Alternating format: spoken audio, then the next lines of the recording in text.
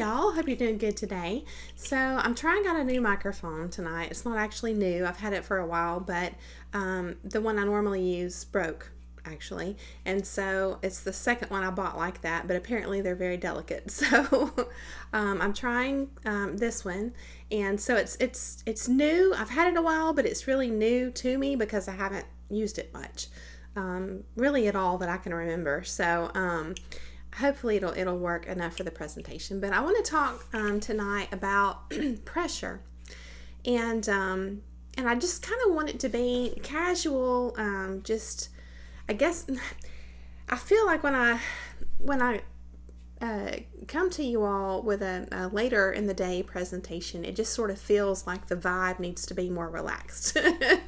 I guess because after going through the whole day, you just sort of want to take a deep breath and just sink into the couch and relax or whatever it is, right? Like after everything that we have to do during the day. So I just hope you enjoy that kind of a style, more of a relaxed style. And I just want to share some random thoughts with you all. And of course, we'll tie everything together in the end. And I hope you're doing well. So I want to start by sharing these Lego flowers. Aren't these the coolest? And these are the last two to complete the bouquet that I got for Christmas from my daughter.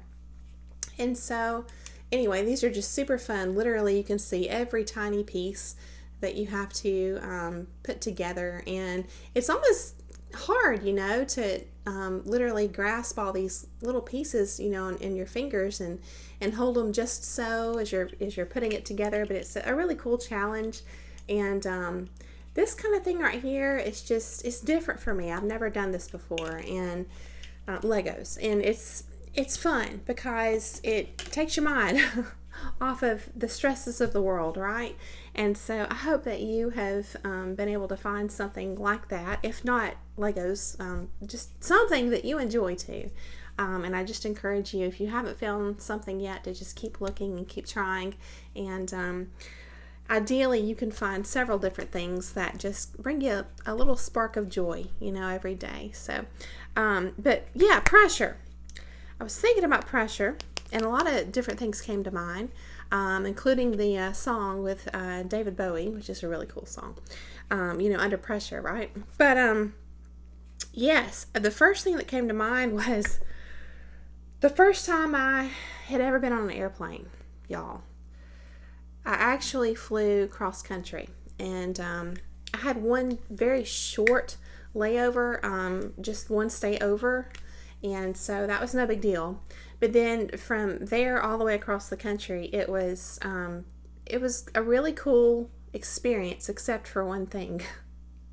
I discovered something about myself that was very unpleasant, and so I want to take this opportunity, since we're on the topic of pressure, to make a public service announcement. These little things are called earplanes. And if you see, they have like this tiny little ceramic piece that is inside of these things. They're not the most comfortable earplugs, but you put this part here, in your ear, and then this part sticks out. Okay, so what they do is they help to regulate pressure. I didn't even know these existed. I didn't even know people needed that. I knew that when you ascend, right, and you reach this different level of pressure way up in the sky, I know that people say it's good to just kind of chew gum, or to open your mouth real wide, or yawn, or whatever it takes to help your ears pop, right? I'm like, cool, I can do that, no big deal. Well, apparently because we're all made differently, including our ear canals. Apparently, some of us have ears that it doesn't work when you try to chew gum and all those tricks. It just doesn't work. And so what happened for me was, as we were descending in California, actually, which I've only been the one time to California, it was a quick descent because we reached our destination pretty, ahead of schedule, and so the pilot had to just circle until he got the approval to land. And so when it was time to land, again, it was just pretty quick. Well, I literally experienced some of the most excruciating pain I've ever had in my life. And I'm not exaggerating. It was all, not just my ear, but it was all the side of my head, down my neck, and the pain stayed with me along with deafness. I couldn't hear, more so out of one ear than the other, for about 2 days. So, of course, I'm Googling like what's going on, and come to find out, these little things can be a lifesaver. So I never ever travel anywhere without them, and I always bring an extra pair, which fortunately I was able to give this poor man that was sitting a couple of seats over. I happened to look, this was like several years later, and he was just grabbing his knees, and just sitting there, just, clearly in pain. And I just looked over at him and I said, "Are you hurting? Are your ears hurting?" And he was like, "Yes." And so I gave him the new pair. So it's just a little tip since we're talking about pressure, right? Yes. Apparently some of us have ears that won't adjust well, depressurize. I don't know what you say, but they just don't respond well to pressure changes, right? So one of the coolest things about flying cross country is the scenery. And I'm sure if you've done it, you can agree. It's incredible to see how much space, empty space there is, empty land. And, you hear a lot on the news, where they're talking about, which I don't watch the news. In fact, I don't watch TV at all anymore. My TV is YouTube, which I love. But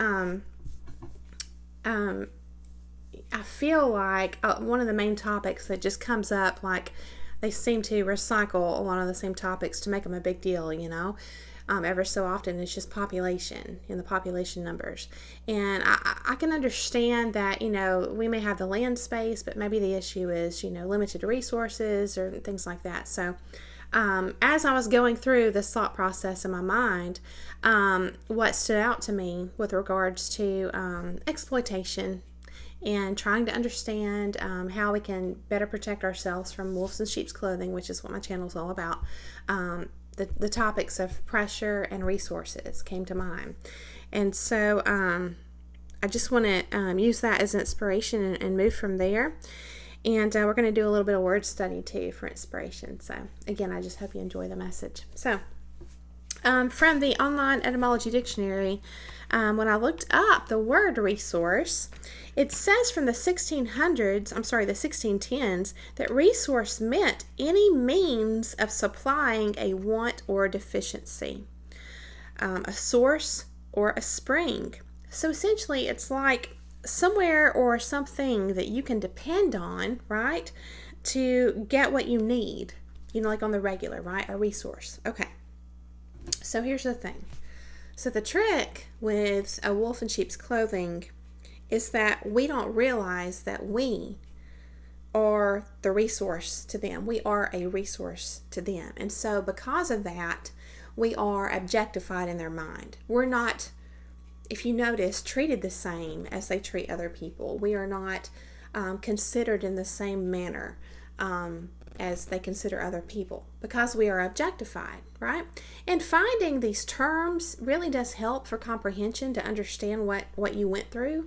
In my experience, I just don't think it's good to just latch on to these definitions so strongly that you're not able to shift around and look at things through a different perspective, because that's just going to break even more barriers for you, mental barriers for you, and give you possibly just another level of understanding, right?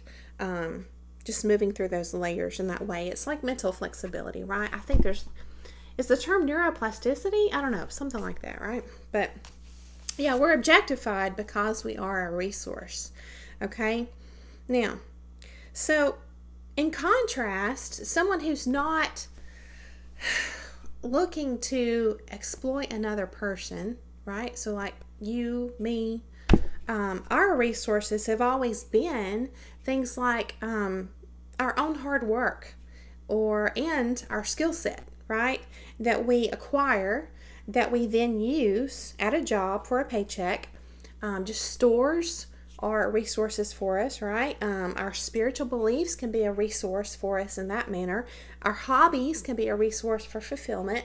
I noticed that people that seem to have these tendencies of, wanting to control and exploit, they seem to not have a lot of hobbies, which is interesting. Or if they do, it's not, it doesn't seem authentic. It seems just sort of like they're wanting to, it's part of their mask, in other words. You can tell. You can tell. They're very competitive. They try to be like the top expert and learn everything they can. It's like they present their hobbies in a way like they're trying to prove something to you instead of just doing it. You know what I mean? Like they have to buy all the textbooks and just read about it and present it this way. It's different. You can tell. Again, just look for, oddities. And none of this is about judgment. This is just to help us to sharpen our discernment as we move forward and we meet new people, that we might want to consider as to build a friendship with or a romantic relationship with or whatever it is. It's just about trying to sharpen that discernment, right? But that's the difference in how we consider, or what we consider as resources versus how they consider you as a resource, and then therefore you're objectified. Okay, so the thing is, in order for them to secure us as a resource, right, they have to cut you off from your own resources. It's kind of weird. And I witnessed this in a very sad situation. And it's basically, I knew someone that was addicted to alcohol, but it wasn't like a super bad addiction, but it was a weakness, I guess you might say. And so this person had a best friend who enabled this addiction by just dropping off alcohol on the regular, as well as I don't know, I think it was prescription pills. I'm not real sure about the details, but this friend just enabled this, right? And and so instead of this person, I know it sounds minor, but if you think about it, I know ultimately it's up to each one of us to make a decision to partake in something, to drink something, to do something. The responsibility ultimately falls on you. I get that. But when you have someone that knows that you're struggling with something and they're encouraging that, like in the negative way for detrimental purposes, right? That's the spirit of the devil, in my opinion. Because again, and I'm going to reference this here in a little bit, but it says in the Bible that it's the thief, right? Meaning the devil too, comes only to steal, kill, and destroy. So it's like an underhanded type thing where it's like, here you go, and it seems to be like a gift or like something with good intentions, but it's underhanded because the net result is that it's undermining any efforts that you might be making to separate yourself from bad habits and things like that. And that story had a bad ending. And right before that, I found out that the person kind of started waking up to the true character of their friend, and in a lot of other ways as well. So I just wanted to put that out there as an example. But yeah, it seems to me that in order for someone who lives to deceive and exploit and use people, in their attempts to make you a secured resource, they want to cut off your resources. Okay, and I know that sounds counterintuitive, but it seems to be the way that they feel that they secure that, right? So in thinking through kind of like the stages of how this happens, how you become a resource to a person who exploits,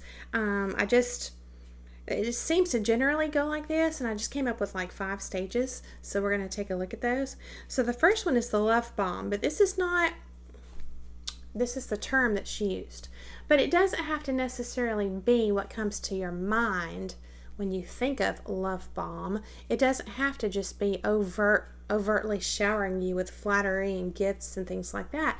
It can be speaking to you in a way that they perceive as your love language. For example, if you love to give, if you have a giving spirit, then they may exploit that in you and love bomb you in that way by presenting a need or several needs to you in hopes that that will serve as a hook for you to then want to help them. See? And then that starts that process, that connection. And so, yeah, it's and the way they can put the need before you can be just, them just going on and on about their situation, if it's they're having a hard time in life or whatever it is.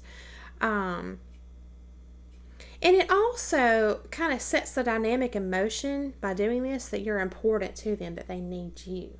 So you feel kind of like obligated in that manner, see. The second stage, going with that example, with that angle, would be that once you start to try and help this person or to fulfill this need that you perceive that they have or that they've presented to you, right? Once you start in this dynamic with them, then they start to test you. And it's like, how much will you tolerate? And this is a stage I've noticed from direct observation that a lot of people will either put their foot down. They'll see it. They'll see what's, like, you're testing me. You're like, are you serious? They'll put their foot down or they'll walk away. And it's stuff like really subtle things that I've learned you won't catch if you have been conditioned or groomed growing up in some manner to just not question things, but to just jump in and help. You just have that kind of spirit. You're going to possibly miss the subtlety here. But it can be something where, like in a work environment, for example, someone can be on the computer, taking care of business and needs something that's within arm's reach and ask their coworker to get it for them when they could just reach over and grab it. It's just like a subtle way to test, to see. And I know for sure that this is significant and not just a one-off something I'm trying to pull out of thin air. I know that this is tied in with testing because I watched everything play out with this person and all the complaints and all the people that were affected. I saw it all. So sometimes it can be really subtle testing that way. Like, will you do the things for me that I could do for myself? So, again, a lot of people will see it right away, and I've seen some people, stand up and put their foot down, and then that was it. There was no more. It's kind of like they created the dynamic of respect for themselves by putting their foot down in that moment. But if you don't catch it, you're just going to continue to be tested. So, kind of interesting. Stage number 3, if you pass their tolerance tests, right? Like, let's say you have a really high tolerance level, again, usually from childhood conditioning, then at this point, you're going to really start to become objectified, in this person's mind. Like, okay, well, what can I get away with? Well, what can I use this person for? How can I exploit this person, use this person, right? So what does this mean for you, like, as far as direct experience? It may come off to you in your experience as a hot and cold dynamic with them, depending on their needs at any given moment. Okay? And during this time of just the hot and cold kind of treatment,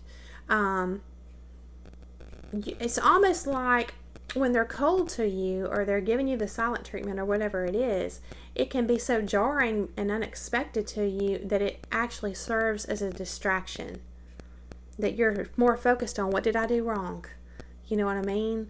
You're like, I'm trying to do the best I can, and then now they seem to be upset. What did I do wrong? And that in itself, this hot and cold treatment, can serve as a distraction to keep you from figuring out what they're doing. So, but they will certainly sprinkle in some, humanity, and kindness here and there, right? But it truly is crumbs. Okay, stage number 4, and you're literally treated like an object. You start to notice how you're not treated the same as others. Okay. Although sometimes you are. Sometimes these people treat everybody that way, or most everybody that way. All right, stage number 4. As time goes on, you become more and more detached from your resources, right? Because again, you're feeling pressure from this person to conform to their desires, what they deem as appropriate. Because they're going to be using tactics like condescension. They're going to start to feel almost like threatened by any achievements you have, and then you feel sorry, and you're like, oh, I shouldn't have, bought this shirt, or yeah, I shouldn't have whatever. And it's something really small. It's not like you're running around bragging, but it's like surprising to you that you notice that they're affected by something, and so you kind of have to. They use emotions to keep you in check because you don't want to upset them, right?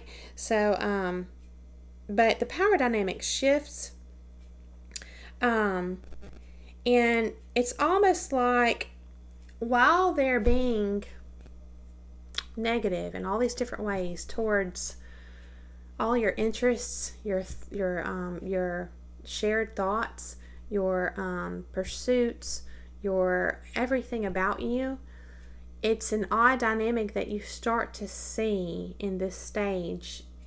They're picking up those things for themselves. And that's odd. Again, at the time, it's kind of like a paradox. And again, it kind of goes out. You miss it sometimes. It's off your radar because you may not be at this stage where you're able to see paradox. It just misses your framework, your mental framework. The 5th stage is that you will have experienced such a decline mentally and physically over time that you eventually reach a threshold where you have to choose yourself. You have to save yourself, even to survive, because of the great mental and physical decline. And even without understanding, and that's hard, these people can affect you to that degree sometimes. So, yeah, it's just, you never want to take risks when there's danger involved, for sure. Yeah, which I thought of something. I've debated on sharing it, but I'll go ahead and share it with you all. So, talking about risks, and I was talking about pressure. We're going to come back to that here in a minute, but I was thinking about my first plane ride and pressure, and I was reminded of this guy I dated for a short while, but he was a pilot and flew just a small, I don't know what you call it, but it was like a plane that was maybe contracted out to help delivery services, like some packages and things like that. And he told me one day that he had forgotten to shut the door on the plane till he was way in the air and all this stuff. And then asks me, in the same, few minutes, would I like to, to ride with him sometime. And I'm like, I really appreciate that offer, but I'm going to pass. So you always have to keep risk in mind, and you never want to play with danger. I just want to say that. Okay. So, but it's stage 5 is tough. That's when you've been there for a while and you don't understand everything, and you're thinking, I'm doing the best I can. You've experienced hot and cold treatment, and yet you've declined, and you just, without even understanding what's going on, you have to make a decision at that threshold. But it's my experience that you will get your validation and what you need later. So, do y'all like olives? I'm sitting here with my jar of olives. I just love them. It's one of my snacks sometimes. So, little side note. Okay. So the big takeaway from the message is that there seems to be an underlying message of you having to choose between yourself or them. It's almost like, without it being just overtly stated to you, this whole time you felt under pressure. You can't ever relax and just hang out with these people.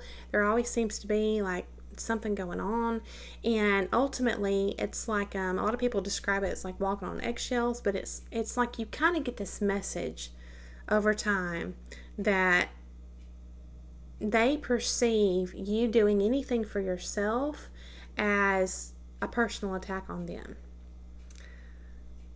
And yet the truth is, when you're required to choose them at your expense, then that's just adding to your decline. But yet it's hard to point the finger at them, because it's like, well, I guess I'm doing it to myself because I am responsible for my own choices.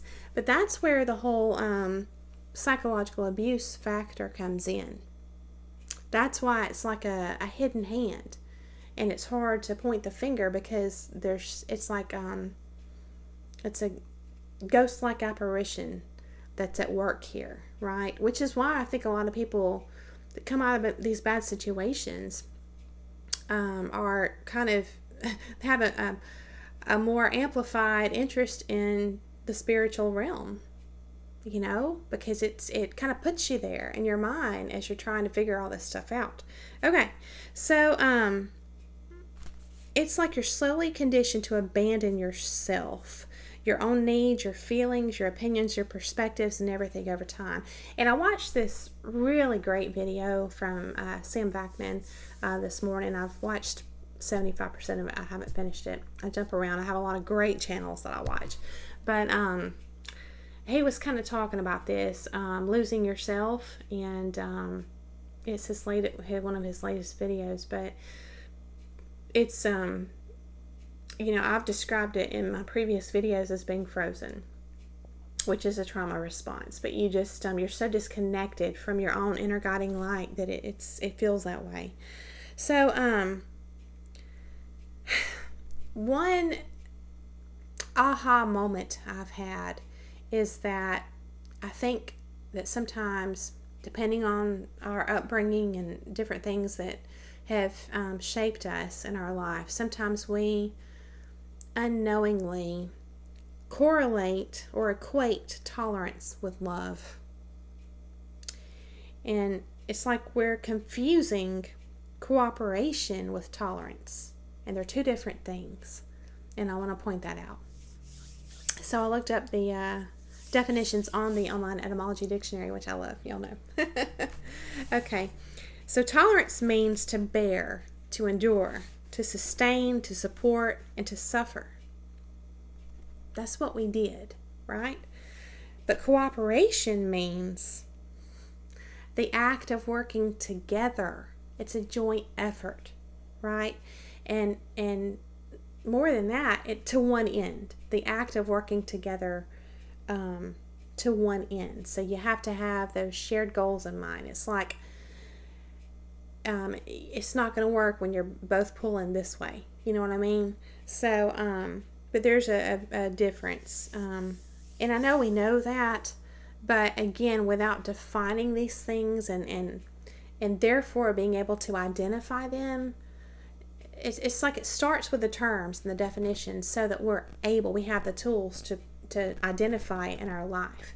And once we can identify it in our life, then we can make a choice. You can't make a choice if you don't know what the options are, and you're not going to know what the options are if you can't identify the options, because you don't see a difference in things. So these definitions are just crucial. Reminding ourselves, bringing them to mind, bringing them to the forefront of our mind, right? Within these situations. So breaking down cooperation, com means together or with, and then you have operare, which means to work together. Now let's talk about the ironic part, which is the tactic used to persuade you to be who and to do what they wanted was pressure, right? Let's take a look at that word. So, again, from the online etymology dictionary from the 14th century, pressure meant suffering, anguish, act or fact of pressing on the mind or heart, oppression, instrument of torture. And then let's look even earlier. So in the 12th century, from Latin, pressura it meant the action of pressing, right?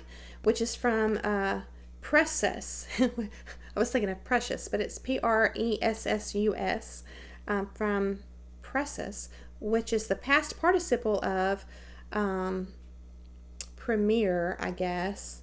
I don't know. I've got a scribble there, y'all. I'm sorry. I can't read my writing. But essentially it means to press, to hold fast, to cover, to crowd, and to compress. And that's how it feels, isn't it?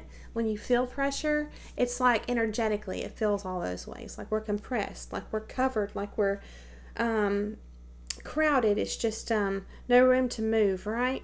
So what happens when something is pressed, right? So literally, you're going to have, like, if there's any kind of liquid, the liquid's going to come out. You know what? You're going to be changing the ultimate form because of the pressure. So metaphorically, you might think of it like, as we go through being pressured over time, it is painful. But there are qualities about us, I have found, that are removed. It is a refinement process. And that's why I say it's ironic, because it's sort of like it's sort of like that old saying, what doesn't kill you makes you stronger. So what's left after going through the process of living under pressure for a long time is, what's left is the main substance. Anything that's weak, anything that's fluid or wavering, anything like that is gone, is removed, right? So essentially what's left is something that's very dense or very solid. And I love that word. It's a good strong word, isn't it? So we were essentially being solidified, right? I just think like that was creating, a lot of people say a diamond or a gem, or you might say a rock. In the Bible it talks about, God being the rock, our rock that we stand on. And it's kind of like, we're encouraged to look to, God and Jesus as examples of how to live and how to be. And so this process is a refinement process. It's a solidification process, right? It's getting rid of all of these other elements that couldn't withstand the pressure. Okay, so in looking up the term solid from the late 14th century, it meant not empty or hollow. See? Or hardened. Also, figuratively, sound, trustworthy, genuine, and whole. So the etymology of whole means entire, unhurt, uninjured, safe, healthy, sound, genuine, straightforward. And from the Proto-Germanic hyla, undamaged. Also, we have the Proto-Indo-European word kylo, which means whole, uninjured, of good omen. So I just encourage you, to shift your mindset. You're not broken. You went through a refinement process. And even though it feels like, we're fragmented, are we? Or is it just that this new version of you is unfamiliar? And it's just about getting your footing and getting familiar with it and getting to know yourself after having gone through that process. Something to think about, just a different perspective. All right, so if we shift our mindset to consider, what does it mean to be solidified? What does it mean to be whole? And how does this work, that we've been made whole by getting rid of things, right? Because it feels like to be whole, you need to pull things together. So again, it's a paradigm shift to start by thinking that being whole is this huge compilation of all these parts. But what if there's a lot of air in there, right? When you add the pressure, the stuff that's not strong enough, it's gonna get squished out. It's gonna go away. So it again, if you shift your perspective, and have this paradigm shift, then you can look at it from the angle of maybe those things needed to go. You know, something to think about. So in looking up the word whole as a noun, it means entire body or company. The full amount. The full amount. I love that. So from now on, you're going to be, I have found this to be true. As you become aware of psychological abuse, exploitation, wolves in sheep's clothing as being real and literal in our life, okay? I have found that your energetic presence will be reflected back to you in a manner that shows you that people see this change in you. Okay, and it's like your presence will emanate your fullness, this energetic fullness. It's like there won't be much, if any, detectable remnants or residue of doubt or weakness. People will see this newfound confidence in you. See, they will see this this leveling up that you've done, right? And it's not about ego. In fact, we're going to talk about humility next. So it's kind of like this.